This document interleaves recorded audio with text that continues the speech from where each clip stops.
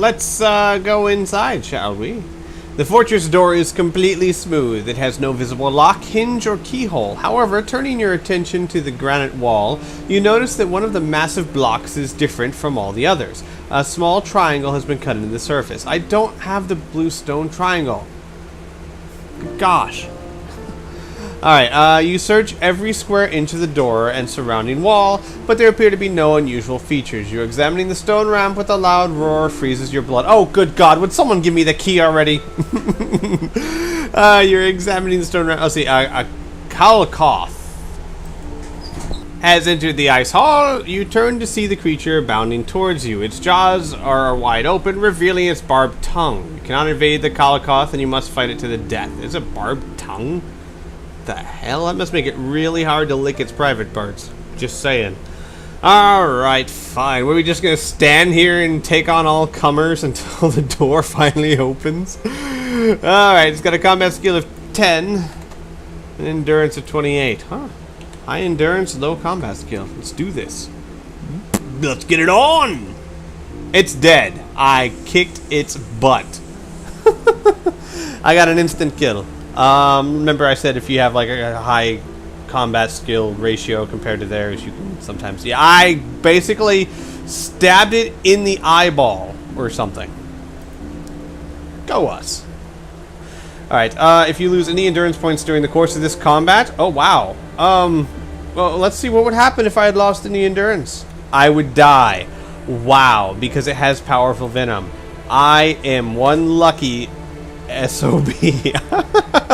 No, that's not luck. That is downright skill. I kicked its ass. Huzzah. And all. You notice that the Kalte has a blue triangle of stone on the chain around its neck. Really? Why? Because they need to get into the fortress so often? Suddenly you realize the significance of the strange amulet. Grabbing the blue stone, you race back to the fortress and press it in the wall recess. It is a perfect fit. Alright, I'm going to keep this special stone around my neck, etc., etc. You become aware of the faint tremor running through the ledge on which you are standing, followed by the grinding noise of stone upon stone. The door opens, but it has only opened 3 feet when there is a loud crack, and it starts to close. Without a second's hesitation, you dive into the fortress, and hear the massive door crash shut behind you. The corridor in which you now stand is far warmer than the icy cavern outside. For the first time in many days, you can lower the hood of your cloak and remove your mittens without risking frostbite. You notice that the stone passage ascends to the landing, where another passage branches off to the east.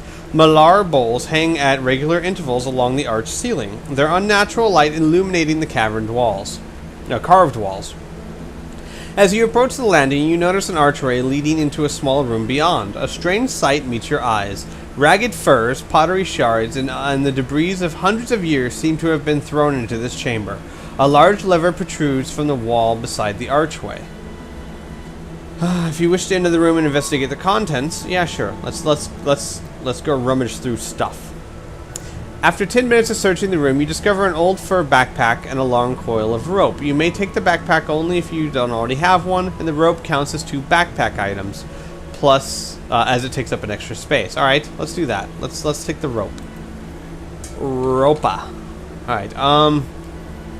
Finally satisfied that there's nothing else of value in the junk-filled room, you leave and continue your exploration along the east passage.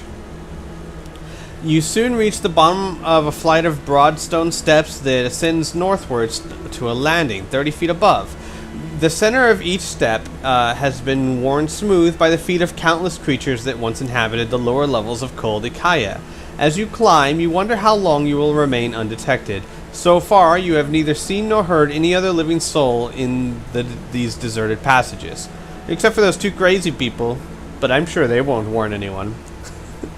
You have the element of surprise on your side, and you now pray that Vonotar is unprepared for an intruder from the depths of his own fortress. You reach the landing and pass through an empty hall towards the darkened archway beyond. Here your passage splits and branches off towards east and west. You are hungry and must now eat a meal or lose 3 endurance points. Okay, don't have a meal, so I lose 3 endurance points, but I've been keeping count, And I have 3 numbered sections since combat, so pretty much everything stays the same. Great. Every time I try and gain up my endurance points, something like, I don't know, hunger keeps me from keeping them. East Passage or West Passage? East Passage or West Passage? 0 through 4 is east, and we're going west. You have been walking along the passage for less than 5 minutes when it veers sharply northwards. Just ahead to your left, you can see a large stone door. The lever is up and the door is closed. If you wish to pull the lever and open the door, or if you wish to continue northwards. Ah, crap. I don't. Okay, let's pull the lever. I like to pull things. The stone portal creaks open but grinds to an abrupt halt halfway across. The gap is little over 2 feet wide and you are only just able to squeeze through the chamber beyond. The air in the room is cold and stale. This chamber has obviously lain undisturbed for many thousands of years. Stone shelves are stacked high with bottles and flasks. On the table at the center lies a beautiful pack filled with different colored potions. If you wish to examine these ancient potions, yes I do. I like funny stuff. The pack contains 4 ornate glass vials. They hold red, orange, green, and black liquids. Which one do you wish to examine? You may only examine each liquid once. What?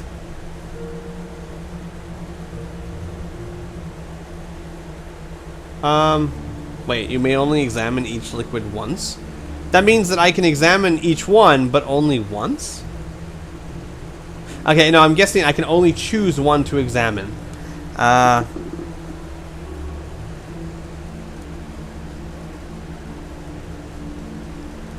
Wait, what? You may only examine each liquid once. Alright, you know what? I'm going to examine all of them, because it's pointless not to, right? It's not like I have a 10-second time limit to examine these things. So I'm examining the red one first. Wiping the grime from the stopper, you unscrew it and carefully sniff the liquid. I do have the Kai discipline of healing, so... you recognize the liquid to be distilled lamb's fur, a herb of great healing properties. This concentrated potion is powerful enough to restore 5 endurance points. Alright, I'm going to keep that. You know what? I think the idea was to make it so that you could only take one of them, but why? Why? I see no point to that. So I'm going to take all of them if I want them. So I have a potion of +5. And if people are calling hacks or whatnot, I don't care. It just makes sense. There's no time limit. There's no reason why I need to be hurrying to the point where I can't examine them all. So I'm going to take the potion +5. Alright. Orange. The stopper in this vial is jammed, and you have to take great care not to break the slender glass neck. It gradually loosens, and you sniff the orange liquid. If you possess the Kai discipline of Sixth Sense or Weapon Skill, turn to page 311. I do. You recognize the potion to be distilled Althor, a potion of strength. Your Kai masters use Althor to increase their combat skill in battle, and there is enough concentrated Althor in this vial to increase your combat skill by 4 for the duration of 1 combat. For it to be effective, you must swallow it immediately before your fight. Wow, awesome! So, potion +4 I'm taking that. Heck yeah, I am. Let's do the green. You manage to remove the most of the hardened wax that covers the stopper and ease the reluctant seal from the fragile glass stem. If you have the Kai discipline of animal kinship, or if you have reached the rank of Kai aspirate, you are skilled in 6 Kai disciplines or above. I've done both of those, so... You recognize the aroma of concentrated gallow brush, or sleep tooth, as it is commonly called in Summerlund. This is the thorny briar your Kai masters once used to induce sleep when tending to ill or injured horses. This distilled brew made from the plant is a very powerful sleeping potion. I'm going to keep that. Sleep potion. I think I'm going to keep like all of these things. Nice, I'm going to fill up my backpack with crazy potions. Alright, and black. The stopper is sealed with wax. If you wish to break the seal, you must risk smashing the glass of the vial. If you wish to attempt to break the seal, if you are suspicious of the contents and do not wish to... Ah, crap. Yeah, because we're an idiot. Let's try and break it. Alright, the glass vial is very delicate and it takes all your concentration to avoid smashing the stem. Pick a number on the matter number table. If you have the Kai discipline of either Mind Over Matter or Mind Blast, add 3 to what you picked. I have Mind Over Matter. Yay! 7. Okay, good. We got plenty. So you managed to crack the seal in exactly the right place and thereby avoid smashing the thin glass stem. The vapor rising from the black liquid is sharp and pungent. If you have ever visited the graveyard of the ancients, no, I have not. If not, you quickly replace the stopper vial. The vapor is making you nauseous and you decide against keeping the liquid. Okay, return to 10 and choose your next course of action. Oh, okay, so it does let me examine these. Ah, I see. Good, so I'm not cheating. I'm doing exactly what it wanted me to do. Look at this, we got tons of potions now. Alright, and I don't count those as, let's just count those all as one numbered section, alright? It's kind of cheating if we don't. You notice the ceiling and walls of the corridor are covered with strange carvings. They seem to depict small cyclones or tornadoes gradually changing shape into almost human form. Although puzzled by the strange hieroglyphs, you continue until you reach a point where the tunnel takes a sharp right turn. Only a few feet along the northern wall is another stone door. The lever in the wall next to it is raised, and the door is firmly closed. Several yards further ahead, a flight of steps disappears upwards. If you wish to investigate the door, or if you wish to continue up the stairs. Crap. Let's investigate the door, why not? Maybe we'll find more goodies. You depress the lever and the stone door slides aside to reveal a large chamber. It is cold, stale, and empty, except for a granite chest lying near the east wall. If you wish to make a closer examination of the chest, of course I do. The faces of the grotesque and distorted creature adorn the surface of the chest. Their obscene expressions and unnatural proportions make you shudder with revulsion. Set into the center of the lid is a large stone block carved with a hideous face, the mouth of which is shaped around a keyhole. Ugh. If you possess a silver key... Hey, we got that! We got that from the crystal snake of crystalness. You insert the key and turn it clockwise. A click confirms that it works. Slowly, the shank of the key slips from your grip and disappears into the lock. Alright, so I have no silver key anymore. And the great stone lid opens to reveal a magnificent silver helmet. If you have the Kai discipline of Sixth Sense, turn to page 127. Yay, I have that. By the way, there was a picture of a helmet. It looks pretty. It's got a dragon on top. It's cute. Alright, you sense that this helmet has magical properties that can aid you in combat. You detect no evil surrounding the item or the stone chest in which it lies. If you wish to take the helmet and put it on, turn to page 308. I do wish to take the helmet and put it on. Despite its size, the helmet feels light and comfortable. Mark it on your action chart as a special item.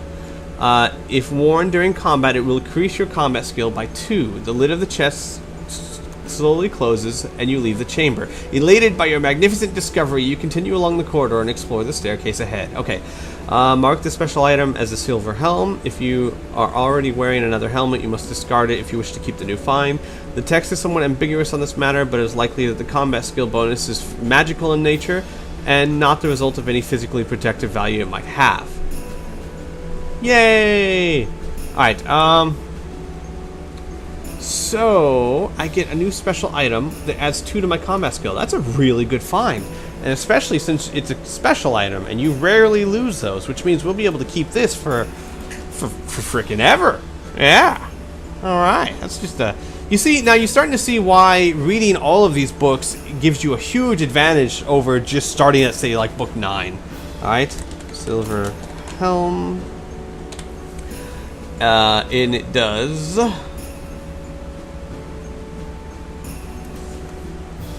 +2 combat.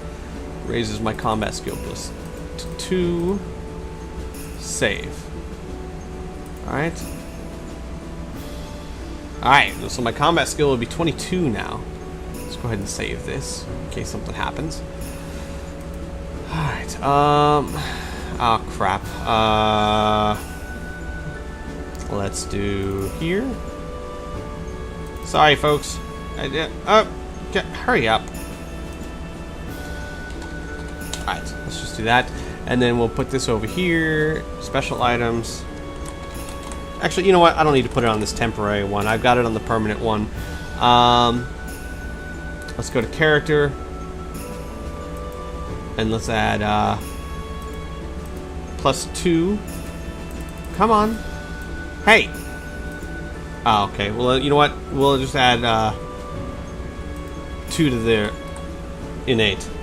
So, and of course, if we ever lose it, we'll just remember to remark it off here. So we have an initial combat skill of 20 because of the helm, and then 2 plus our broadsword. So, woohoo! You climb over 100 stone steps before arriving at the narrow landing. Pick a number on the random number table. If you have the Kai discipline of 6th sense, tracking, or hunting, add 3 to this number. Alright, I have 7 plus 3 is 10. I needed a 5, so yay, let's go to page 2. To your right, you notice that a stone door is cunningly concealed by an intricate wall carving. A close examination of the carving reveals a lever. If you wish to pull this lever, yes, I do. The stone door moves slowly to one side. It reveals a narrow archway that is full of billowing and swirling mist, hiding whatever it is that lurks beyond. You notice a severe drop in temperature. If you have the Kai discipline of 6th sense, and if you have reached the Kai rank of Guardian, you are skilled in 7 Kai disciplines. I am, aren't I? Yes, I am. Turn this one, okay? You can sense the presence of a powerful life force beyond the misty arch. As you concentrate, you suddenly recall a tale told to you when you were a small child. The legend of the Vagadin Gate. This was a tale of ice demons and how they once fought a war to be able to leave their world and come to Kalte. They were formless creatures without shape and substance, and existed as pure energy in another dimension, beyond the confines of space and time. The ice demons discovered the Vagadin Gate as sort of a door between their world and Magnamund. They fought each other to enter this gate, unaware of the fate that awaited them. The ancients had also discovered the gate. As the ice demons passed through the Vagadin, their spirits were imprisoned in crystals by the cunning ancients, who harnessed the power of the ice demons to build Ikaya. Well, that sucks for them. The Malaire bowls that light the fortress each contain the spirits of the lesser ice demons trapped within. You also remember that the tale warns against destroying the crystal prisons. If an ice demon is released, it will seek to claim the body of its rescuer. Forewarned by your Kai skill, you enter the Misty Arch. Whew. It's a good thing. I probably would have broken something. You enter the massive chamber, ill-lit and icy cold, a hidden temple of ancients. The floor is made from slabs of quartz and granite, and is littered with rock and ice. Your eye follows a line of tall pillars leading towards a sacrificial altar set into the alcove in the northern wall. Upon this altar lies a strange statue.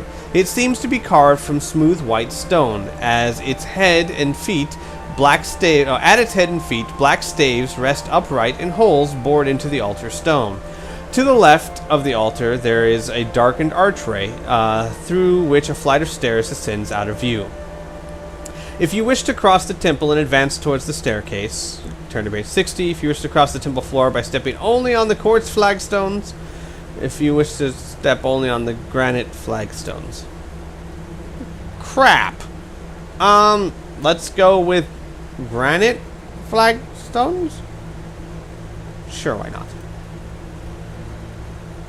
You carefully make your way across the temple floor until you are standing next to the altar. The statue seems cold and lifeless, but you sense that someone or something is trapped within. You can almost hear their desperate cries for release.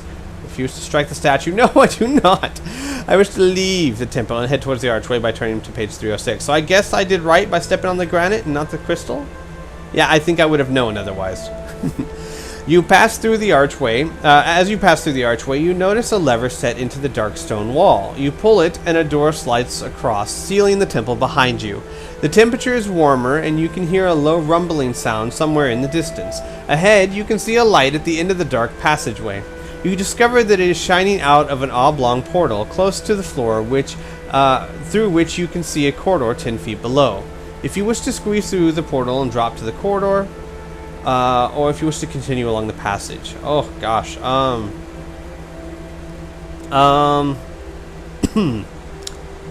Let's drop through the portal?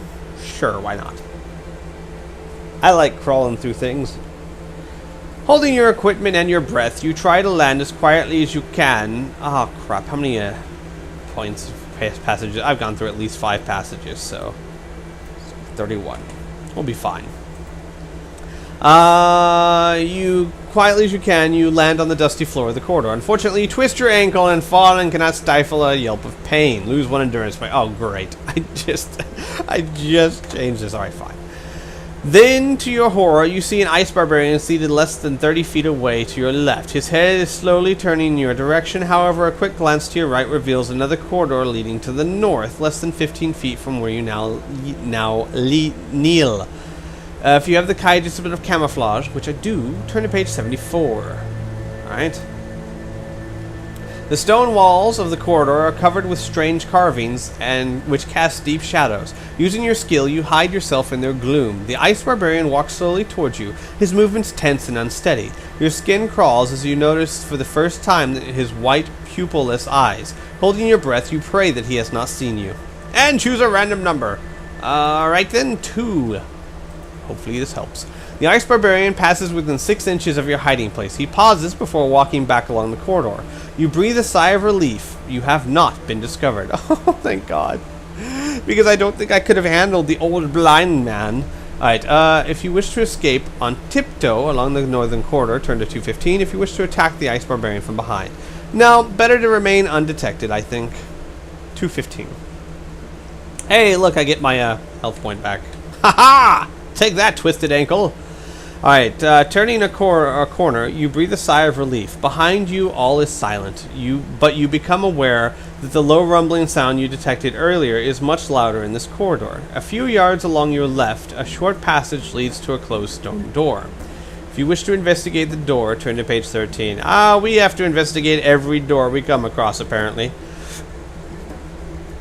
There is a lever in the wall and a spy hole in the center of the door. Peering through the spy hole, you see a strange sight. A man in a dark robe is kneeling in the center of a pinnacle chalked on the floor of the chamber. His head is bowed as he seems to be in a trance.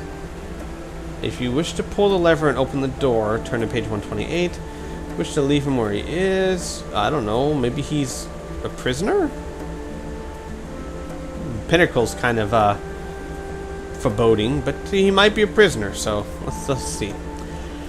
Let's see. As the stone door grinds open, the man jerks his head back in surprise. "Who's there?" he whispers in a thin, strangled voice. His eyes glint from beneath the shadow of his ragged hood.